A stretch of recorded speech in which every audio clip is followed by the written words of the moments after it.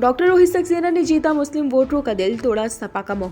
आपको बता दें कि डॉक्टर रोहित सक्सेना 22 साल से मीडिया संस्थानों में उच्च पदों सीईओ, ग्रुप सीईओ होने के साथ मीडिया एवं इंटरटेनमेंट स्किल काउंसिल के वरिष्ठ सलाहकार रहे। वहीं उनको तत्कालीन भाजपा के प्रदेश अध्यक्ष स्वतंत्र देव सिंह द्वारा पार्टी की सदस्यता दिलाना निकाय चुनावों में कानपुर के लिए ट्रम्प कार्ड साबित हुआ।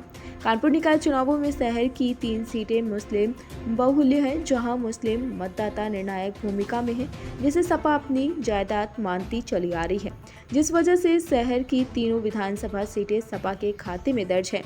इसी गलतफहमी के सभी शिकार हुए और सिर्फ ऊपरी तौर पर उनके विधायक काम करते रहे। वहीं दूसरी ओर भाजपा के डॉक्टर रोहित सक्सेना पूरी रमजान क्षेत्र के लोगों और क्षेत्र की संशयों को दूर करने के लिए रात भर काम कर मुस्लिम मतदाताओं का दिल जीतते रहे, जिसकी ओर सपा प्रबंधन का ध्यान ही नहीं गया।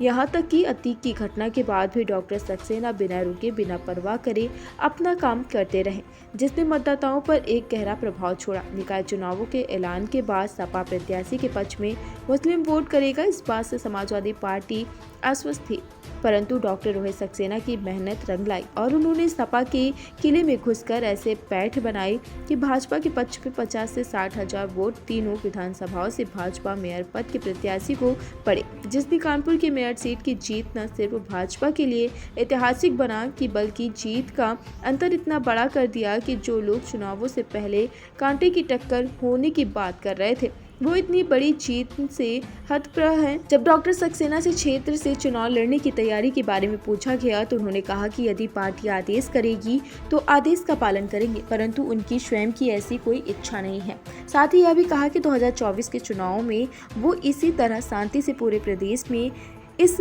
मैकेनिज्म का इस्तेमाल कर पूरी कोशिश करेंगे। जैसे नगर निगम की 17 में 17 सीटें पार्टी ने जीती, वैसे लोकसभा की 80 से 80 सीटें जीती जा सके। साथ ही उन्होंने तीनों विधानसभाओं के मतदाताओं का धन्यवाद अदा किया कि लोगों ने उन पर भरोसा कर जो नई इबारत लिखी है उसकी वो आभारी हैं और हमेशा सभी की दुख मुसीबत में खड़े रहेंगे। Today India live news bureau report.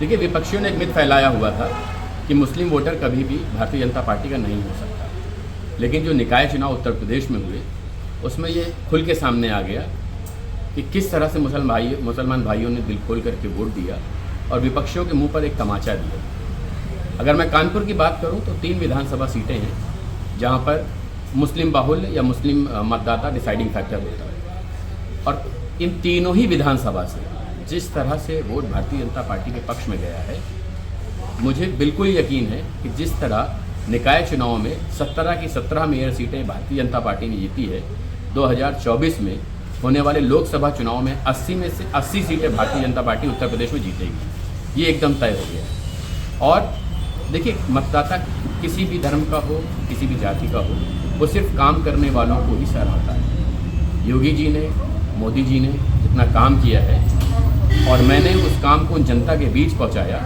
तो जो परिणाम सामने आए, इतनी बड़ी लकीर हो गई है कि कानपुर में न सिर्फ ऐतिहासिक जीत हुई, बल्कि वो जीत इतनी बड़ी हो गई है कि शायद आने वाले दौर में एक नज़ीर हो जाए। मैं अभी सभी अपने भाइयों को, सभी मतदाताओं को बहुत बहुत धन्यवाद देता हूं जिन्होंने भरोसा जताया और दिल खोल करके वोट दिया।